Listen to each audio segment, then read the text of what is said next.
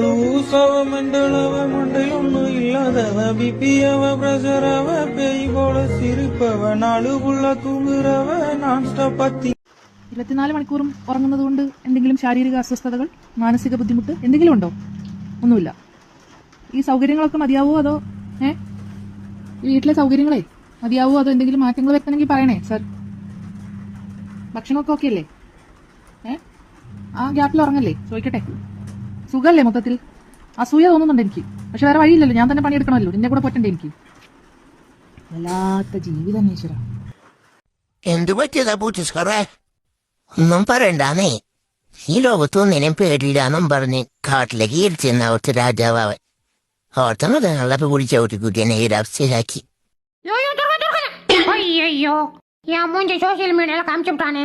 இப்ப பொண்ணுங்கெல்லாம் ப்ரொபோசல் பண்ண வந்துருவாங்களே. இப்ப நான் யார ஓகே பண்றது?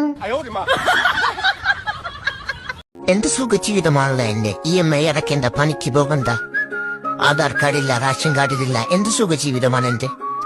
ഹായ്, എന്നെ പരിചയപ്പെടുത്തേണ്ട ആവശ്യമില്ല. ഞാനാണ് പുച്ഛ. ഇവനെന്താ ക്യാമറ കൊണ്ടിരുന്നു വല്ല പണിക്കും പോയിട്ട് എനിക്ക് തിന്നാൻ കൊണ്ടുവരാം. ഇല്ലെങ്കിൽ വേണ്ട, പെണ്ണ് കിട്ടിയില്ലെങ്കിൽ കിട്ടണ്ട. പെണ്ണ് കെട്ടിയിട്ടല്ലോ ഇന്ത്യൻ പ്രസിഡന്റും പ്രധാനമന്ത്രിയൊന്നും നാട് ഭരിക്കണേ. ഇനി ഞാനങ്ങനെ പെര നിറഞ്ഞ് നിന്ന് പോവാണെങ്കിൽ അങ്ങനെ പോട്ടെ, അങ്ങനെ പോവോ?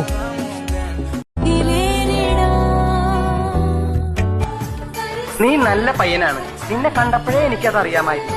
എന്നെ ശരി, ഞാൻ ഗുഡ് നൈറ്റ് പറഞ്ഞു. ഇല്ല, ഗുഡ് നൈറ്റ്. Good night. നീ ഒരു കാര്യം ചോ, എന്നെ പോലെ ആത്മാർത്ഥ സുഹൃത്തുക്കളെ ലൈഫിനെ മഷിയിട്ട് നോക്കിയപ്പോഴും കിട്ടില്ല.